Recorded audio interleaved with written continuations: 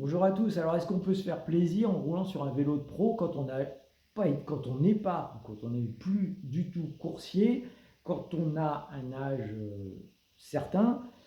C'est la question qu'on se pose souvent. Encore faut-il pouvoir se le payer, vous allez me le dire. Mais euh, comment peut-on se fier aux avis? Quels sont les modèles vers lesquels se tourner ou ne pas se tourner? Voilà quelques questions que j'ai essayé de mettre sur papier aussi, parce que c'est aussi le fruit d'une expérience, et n'hésitez pas à me faire part de la vôtre dans les commentaires. Alors, quand on parle d'un vélo de pro, on insiste surtout, et évidemment, sur le cadre, hein. C'est le cadre qui est décisif, on verra dans un second temps, avec les roues. Bon, les avis, on en a partout, hein, dans la presse, avec les réseaux sociaux, vous avez les avis. Moi, je note surtout que ce sont des avis quasiment toujours provenant d'hommes. Dommage, les femmes sont peu présentes euh, sur ces présentations.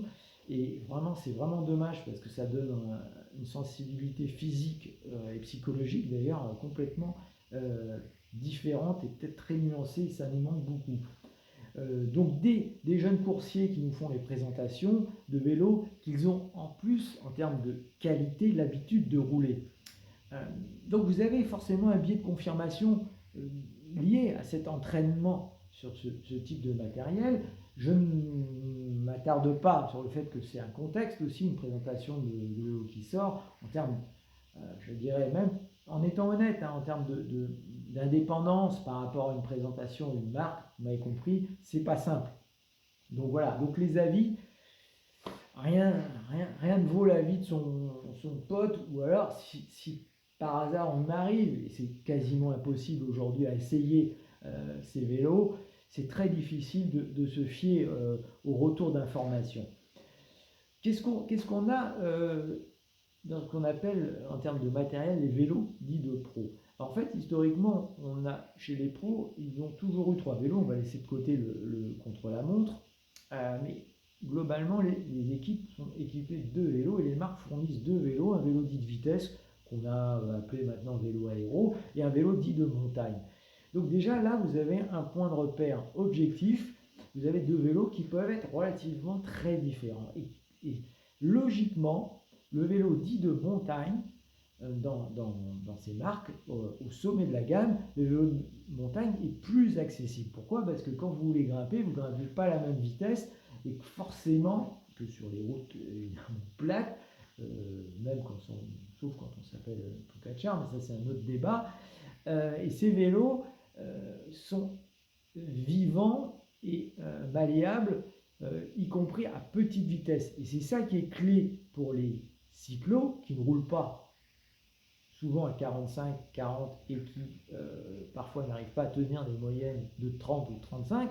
Ces vélos, eux, ont été conçus pour être efficaces et agréables et réactifs à petite vitesse, puisque ce sont des vélos de montagne. Donc déjà, on a une famille de modèles, dits de vélos pro, qui sont relativement, dans la conception, accessibles.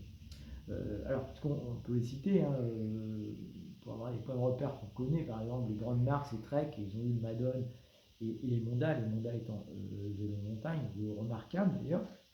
Euh, euh, Chez SP, alors eux, ils avaient le Vange, qui était la barre de fer, le TGV et le tarmac première génération. Vous avez ça aussi chez Villiers. Villiers, ils ont conservé cette idée du vélo de montagne, un vélo de route plus aéro, le Filent est verticalé aujourd'hui en montagne. Alors Cervelo, pareil, vélo de montagne le R, vélo aéro le S. Alors, typiquement, Cervelo, il y a 10 ans, 15 ans en patin, le S était réputé, tout le monde le savait, c'était une barre de fer, il se revendait d'ailleurs très, très mal en occasion, parce que c'était un vélo quasiment de contre-la-montre, inaccessible au commun des mortels. Bon, vous avez vu que depuis, les marques ont évolué dans leur stratégie.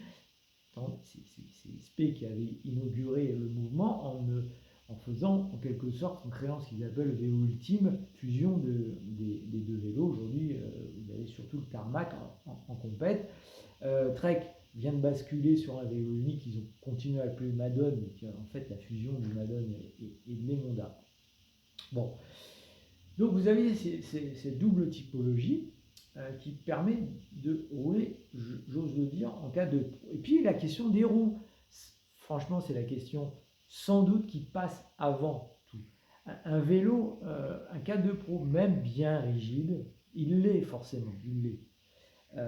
Vous pouvez en faire quelque chose d'accessible en travaillant sur la question de vos roues. Alors je vais prendre mon exemple avec le Tarmac SL7 de Swords, qui déjà est un vélo étonnamment accessible pour un cyclo lambda. Mais j'ai pas fait l'erreur de lui mettre des roues pro avec un gros profil et des rayons. Alors surtout pas, et surtout pas des rayons carbone. J'ai pris des Elitewell ultralight, des Edge, et j'ai à la fois la légèreté 1,3 kg, 40 mm de profil, et la souplesse. Chez Elite, ils font une roue pro, c'est la Drive, qui équipe d'ailleurs les Continental, et maintenant la Drive Helix, avec rayon carbone, ce sont des roues hyper rigides. Donc, non, ce vélo, je le fais vivre, et franchement, je m'éclate avec, grâce à ce combo. C'est vrai, un super cadre, qui est encore un peu confortable, et alors avec les roues adaptées, des pneus de 28, ça en fait une superbe machine, même à 15 à l'heure, on en profite bien. Voilà. Puis il y a un autre aspect, ce sont les évolutions technologiques. Il y a 10 ans encore, 15 ans, performance égale rigidité. On est revenu de ça. Les pros qui passent leur vie sur les vélos, y compris en intérieur, en acheté, ils ont compris aussi que le confort amenait la performance. Donc les marques travaillent sur l'aspect confort grâce aussi à des évolutions technologiques qui permettent de concilier rigidité et confort. Puis vous avez un point, parce que ça reste quand même du business tout ça, ça se vend, hein, les vélos dits de pro doivent être, règle UCI, commercialisés. Qui achète pour le coup un vélo pro en neuf? Qui en termes de pouvoir d'achat? Pas un jeune, c'est pas un jeune de 25 ans. Sont des boomers. C'est des gars, voire des filles de 40, 50, 60 ans. Statistiquement, le pouvoir d'achat, il est là. Donc, les marques ne sont pas non plus totalement folles. Fournir des vélos baramines, essayer de les vendre à des gens des cyclos de 60 balais, parce que c'est eux les acheteurs, c'est plus compliqué. Donc, travailler sur le confort en termes de business, ça a aussi beaucoup de sens pour eux. Donc voilà, vous avez peut-être et de plus en plus des vélos et des cadres relativement, je dis bien relativement, confortables, accessibles et sur lesquels nous, les cyclos, on peut se faire plaisir parce que vous avez cette accumulation, on va dire, qui va dans le bon sens entre des modèles plus adaptés, des roues. Je vous invite à faire des choix réfléchis là-dessus, et puis des marques qui désormais technologiquement travaillent beaucoup plus sur le confort. Reste, on ne l'aborde pas ici, le point évidemment du prix de ces matériels. Ça, c'est encore une autre question qui peut malheureusement exclure beaucoup de gens du plaisir de rouler avec ces 4x2 Pro. À bientôt!